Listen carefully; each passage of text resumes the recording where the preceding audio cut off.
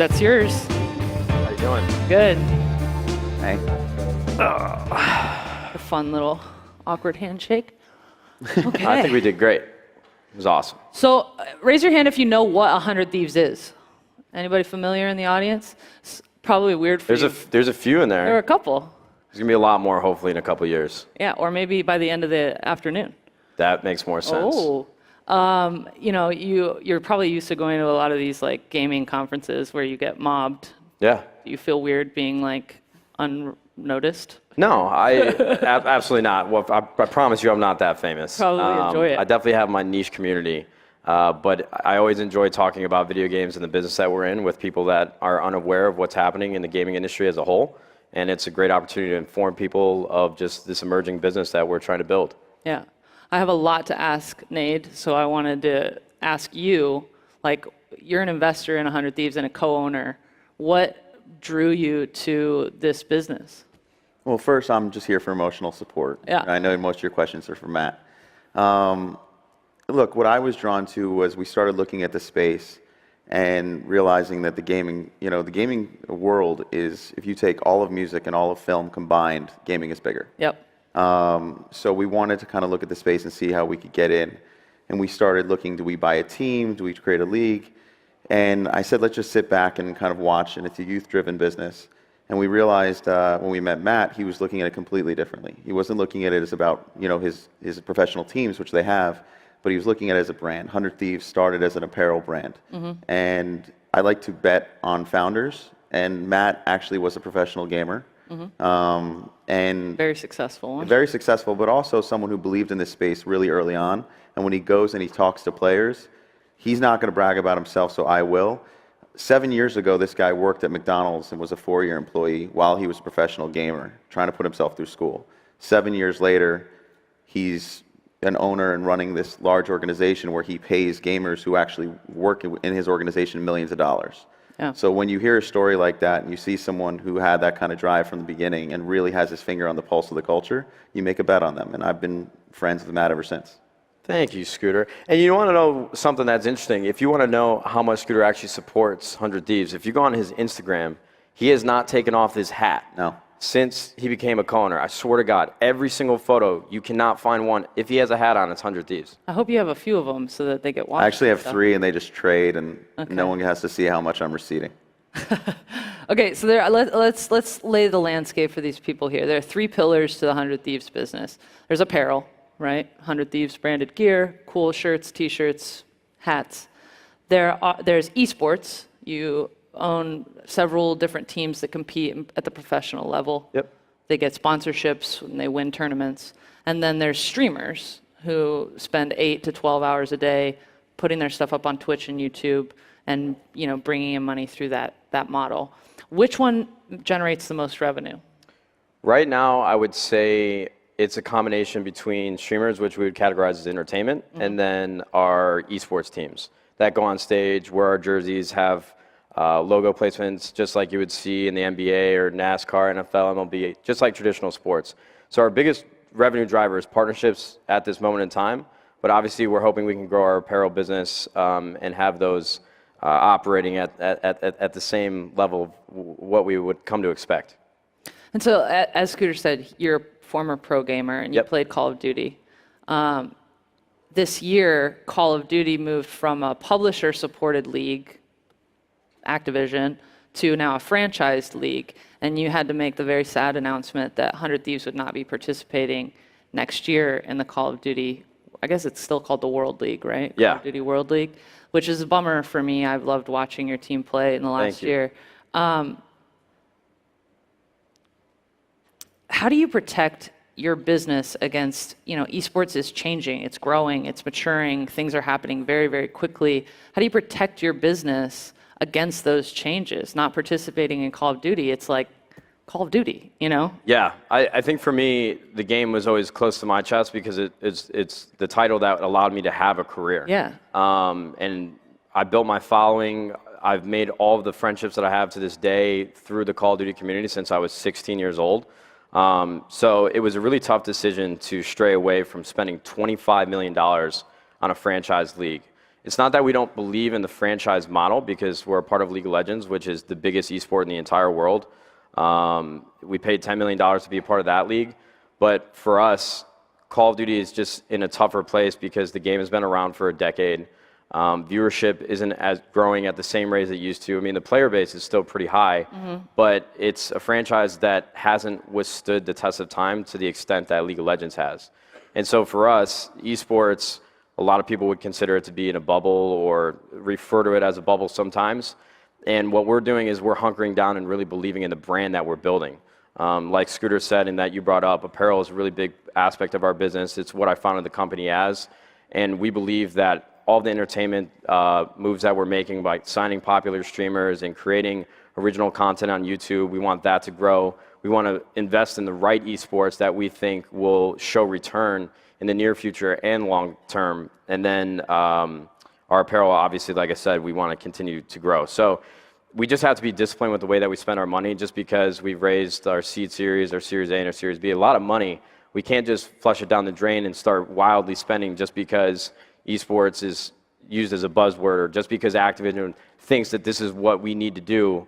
That's not going to define our success, and we want to really spend carefully. Why not just write him a check, Scooter? 25 million. I don't even know how to respond to that.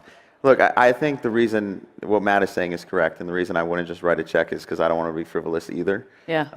I think, our goal is to make a 10-year and 20-year plan for where esports and gaming is going. And what we don't want to do is get caught out in the next 2 years and say we're out of money. So right now, we actually don't need to raise any more money. We're well funded. We're making the right decisions. We're heading towards profitability, in different verticals. And I think that's a very tough decision Matt had to make, because Call of Duty is so important to him, and he's so close with these guys on his team, and they won 2 major championships. So what I am excited about is he built the brand to a place where I think a lot of these guys will go to different teams, and you'll still see them wearing the brand 100 Thieves. Well, and because that's the most important thing to us, to build a brand that when all this thing kind of gets flushed out and we see where esports and gaming is, 100 Thieves will be standing there as the choice brand for gamers. Well, and I think also, just my 2 cents for whatever it's worth, is that 100 Thieves has gotten to the point, even in the short time that's been around, that Call of Duty isn't integral to the popularity of the brand, right? I wanted to talk to you a little bit about the contracts you have with pro gamers. Yeah. So Tfue made some waves earlier this year. He was upset about his contract with FaZe Clan. He felt like it was an unfair contract. What does your contract with your pro players look like?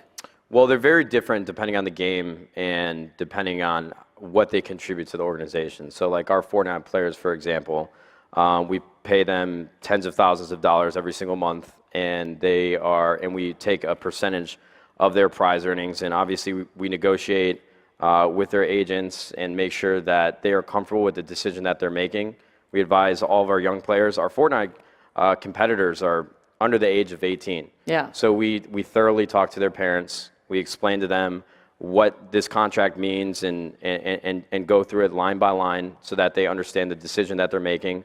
We advise them, if they don't have an agent, to bring them on and help them navigate this space. I think for me, what's been really important is I was in their shoes when I was 16 years old, and contracts and the stakes were not as high as they are now in terms of the opportunity that they have to earn in the future. And so there's never been a time in my life where I just want to protect more than I ever have now. Because I was there, I wasn't making any money, there wasn't a beaten path for me to go down to try to figure out what is the next best decision for me. And so I'm really close with our players, and that's probably what I love about my job the most, is being able to help them build a career so that they can earn money for the rest of their lives doing something that they are in the top 0.01% at in the world, to really monetize this talent that they have. So I won't get too deep into the contracts, but I promise you that we pay our players well. And as they continue to grow and perform, we are always open to renegotiating. And it's something that's been very important to me and has been top priority for our entire organization. So I know there's been a huge debate in the industry about whether or not it's fair to take winnings as opposed to slices of endorsement deals, because with endorsement deals, in a lot of ways, you're bringing that to the table, right? You are the broker of that through 100 Thieves, whereas winnings is they're the ones going out and playing and winning the $1 million or whatever it might be. Yeah, absolutely. I mean, that's something that we continue to reevaluate. It's been an industry standard for a long time. It was the case when I was a player, but as the stakes get higher, it's something that we always talk about inside the office every single day.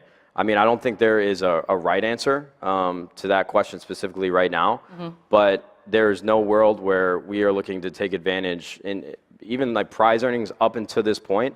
I think this topic has only come up because of the World Cup. I mean, they announced a $100 million prize pool because before, prize money never moved the needle for players or organizations. I mean, it's not even in the conversation of what drives revenue for a team. And so it's definitely adapting, and it's something that we have to continue to talk about because we want our players to be just as excited and feel like they're contributing as much as we are into their personal brand and helping them grow where nobody's being taken advantage of. Okay, let's talk about the entertainment side of the business. These players, oftentimes, even if they've made a name for themselves, which normally they must to get signed to a massive organization like 100 Thieves. Thank you. That was very nice of you. But you know, they still see a huge lift, right? They get signed to 100 Thieves, and then suddenly you go from a few 20,000, 30,000 to 1 million, or from 1 million to 10 million, right? We see these big jumps. When I get signed on to work for my company, I have to go through standards of business conduct training to learn how to be a good representative for my organization.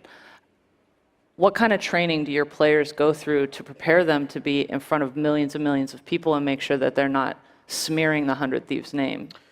Well, I think that actually starts with us first. So I'll be transparent and candid with you guys. We haven't done media training up until this point. I did when I was younger, when I signed on with Red Bull, which was my first endorsement back in 2012 or 2013. Really what we do is we're meticulous in the way that we recruit players. I think 100 Thieves has taken a very different approach when it comes to entertainment in esports, where typically teams would operate like the New York Yankees. They would try to sign the best players, and hopefully they win, and that's their fan acquisition strategy. But for 100 Thieves, we have a combination of professional players that are really good at what they do, and we try to help them grow their live streams or just like their entertainment footprint, whether that's on YouTube or any other media outlets that they want to be a part of or contribute to. And then we have content creators that their entire job is entertainment through video games. And so we haven't ran into any situations where players just pop off and say something wildly ignorant that would cause many problems, because I really feel like we have good kids that play for us. And obviously that's not a great answer or a great solution, but I really trust in the players that we've signed, and we make sure to talk to them very sternly about how they should represent 100 Thieves, and I think they have a pretty good handle on it.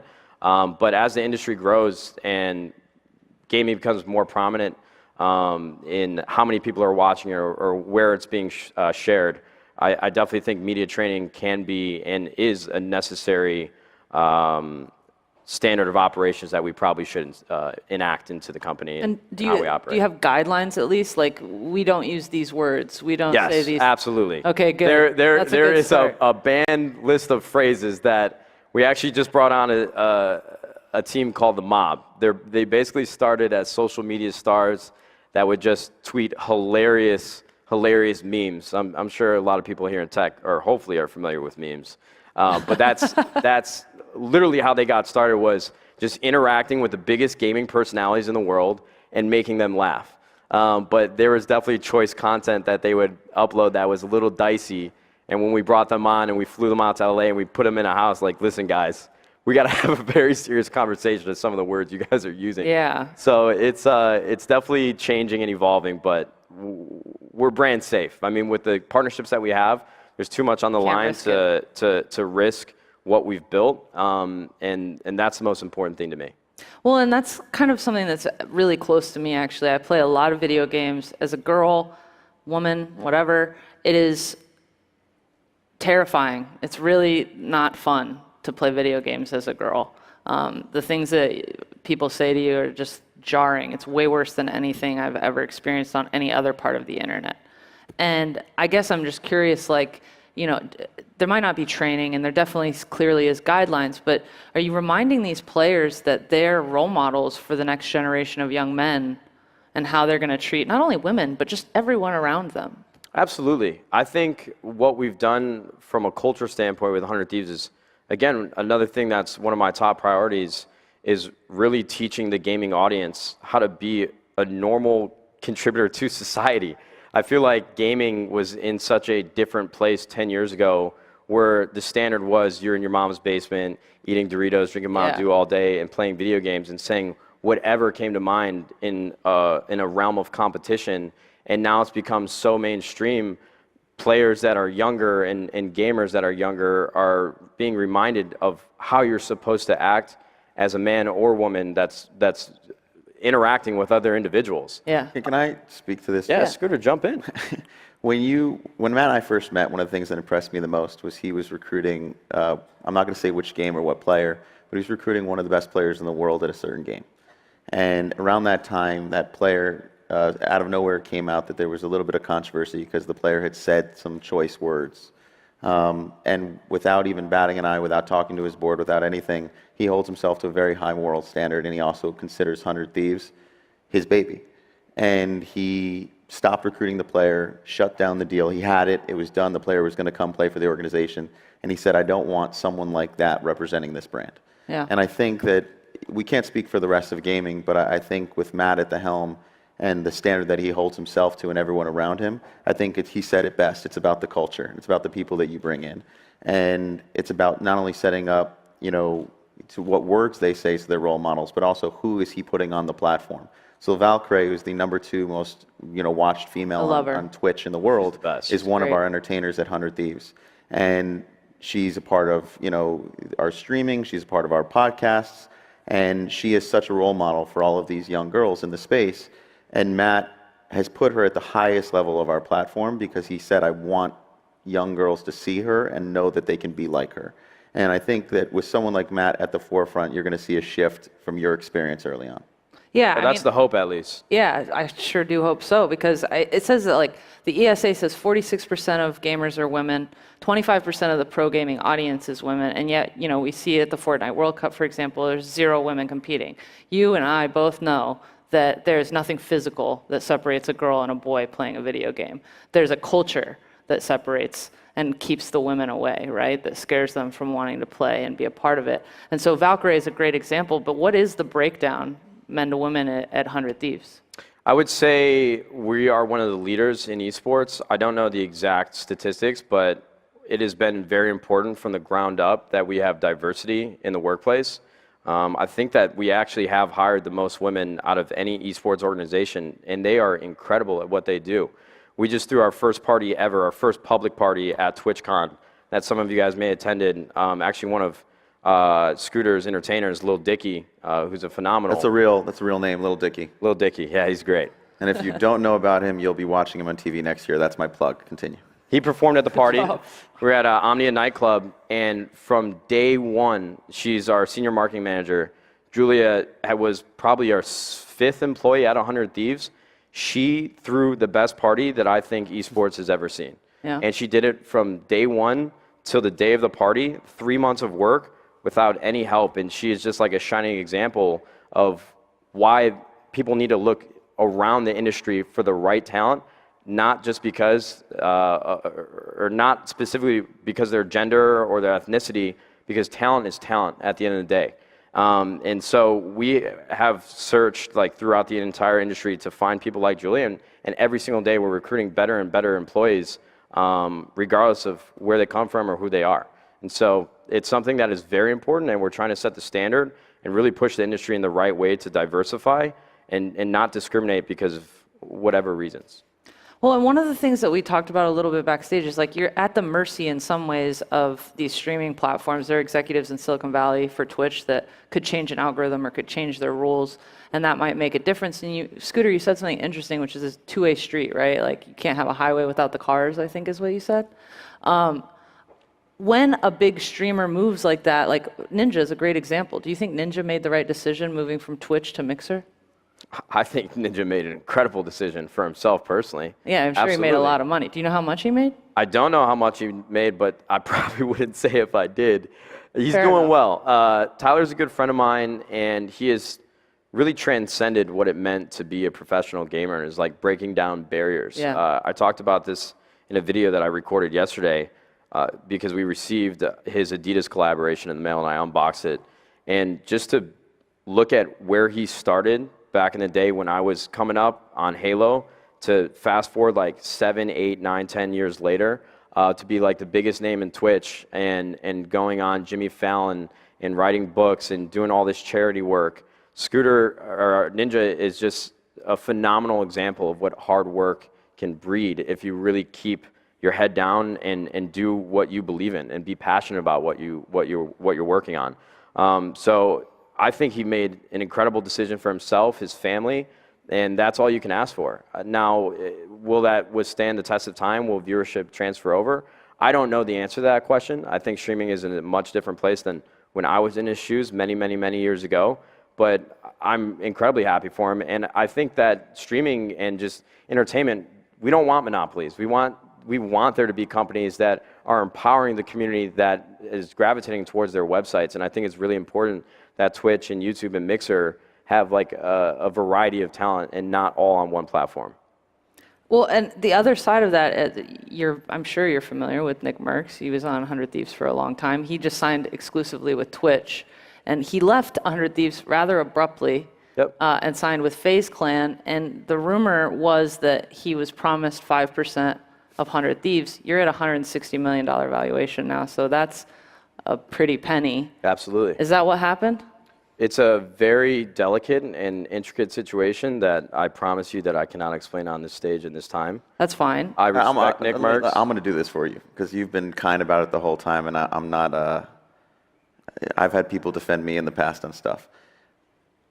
Matt never broke his word on anything that he did.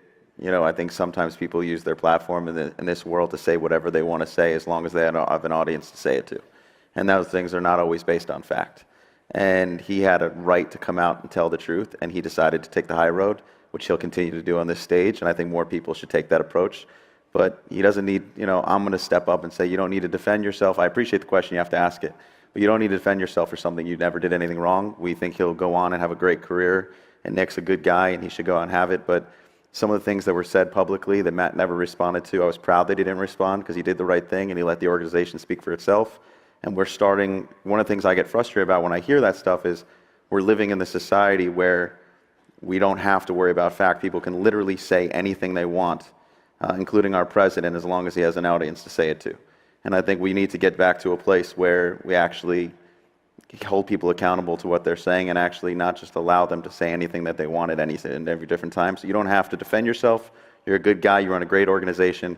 And that one hiccup happened, and I think the way he handled himself by staying silent, wishing Nick the best of luck, and then running the organization in a great way was a testament to the type of leader that you wanted at an organization.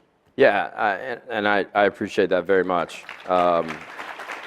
I have a ton of respect for Nick and what he's done with his career. I've known him for a very long time. Him and I come from similar places, like humble beginnings. Mm-hmm. And he's been working very hard, just about as long as me, to try to build a career that he can sustain a family and build something that he can truly believe in. And I wish him the best. I think he's going to go on to do great things. He just signed a Twitch contract. Nick is doing really, really well, and I hope he continues to do well. See? High road. Good dude. You were right, Scooter. I have two quick ones. Mm-hmm. Ithaca Holdings. Can you tell us, there are a bunch of founders out here who are looking for checks. What is your investment strategy? What are you looking for? It's funny because I think people just recently found out I make investments. He makes investments. Yeah, and then you get phone calls. No, I think what I look for personally is you always want a great idea. But I also, with our team, we look for great founders. Mm-hmm. Because a great founder is going to pivot. And I think we're also getting to a place where you want to see some kind of profitability and build a business. And I think it's important when you make an investment that you meet someone that has what I call a burn the ships mentality. They used to arrive on the shores of their enemy, these generals, and they would tell their soldiers, burn the ships. The only way you go home is if you take the ships of your enemy. There's no retreat. And I think a really good founder finds a way to pivot and move into a place where they can build a real business regardless of the bumps in the road. And that's what I saw in Matt. That's what I saw, with the guys at Discord. And at least in this space, and I've seen it before, and I've been fortunate to be part of some really good ones, and some that, I'll bet on the founder the next time because it didn't work out. Do you want to focus in on esports as a way to kind of like build that network effect of, okay, we have 100 Thieves, we have these, and kind of right now, I things kind together? of trust them and the expertise of this space. And for me, when I look at everything else, I think I got 3 kids under 5 right now, and I got to focus on that. And Yeah. I've made my bets, and I have a business to run myself. And right now, I have to worry about diapers. Okay. Scooter's being really humble. He's very good at bringing companies to profitability, and that's why we want to work with him at 100 Thieves. He's fantastic. Okay, my last one, because we're out of time. I know you love your 100 Thieves squad across the whole board. If there was one streamer that is not signed right now to 100 Thieves, who would it be? You want to sign Who's the me? one you want? Who do you have to have? That's a tough question. There's a lot of people that I love. But if sponsorships aside and nothing mattered, Yep. it'd be a tie between Tim the Tapman and Dr. Disrespect. Oh, I love would be those on guys. Tim the Tapman for Yeah, that one. they're both if you care. fantastic human beings and phenomenal entertainers, but they have their own individual businesses, and sometimes those two don't intersect. Right. But they're friends of the team. They represent the organization by wearing our apparel. They're fantastic. So those are 2 of my favorites. Cool. Thank you guys Thank so you. much. Thank I you. really appreciate it. Appreciate it, guys. Big round of applause. Not enough. Thank you. Okay, I have a surprise for you guys.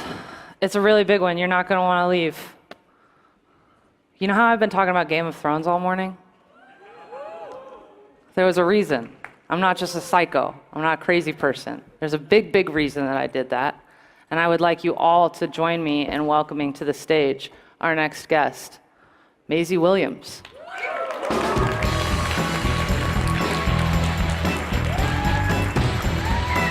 Yeah. Hi. Maisie, Hi. Thank you for having me. Look at this. thank you for coming. How about that? We'll put it that way. Yeah, no, this is great. This is lovely up here. So how many of you guys know Maisie from Game of Thrones? Obviously. Yes. She defeated evil, so we all love her. But she's also a very talented entrepreneur. She started a company called Daisy. I was hoping you would tell us kind of where did that come from? Why? Yeah, so I have a co-founder, Dom, who's backstage right now. And we worked together on a movie. Dom was on the crew, and I was acting. And he came to me one day and said that there's a huge problem with breaking into creative industries. And the series of events that had got me to where I am now were mainly based on luck and timing and difficult to recreate. So we spoke about the problems and how people really struggle with connectivity and finding people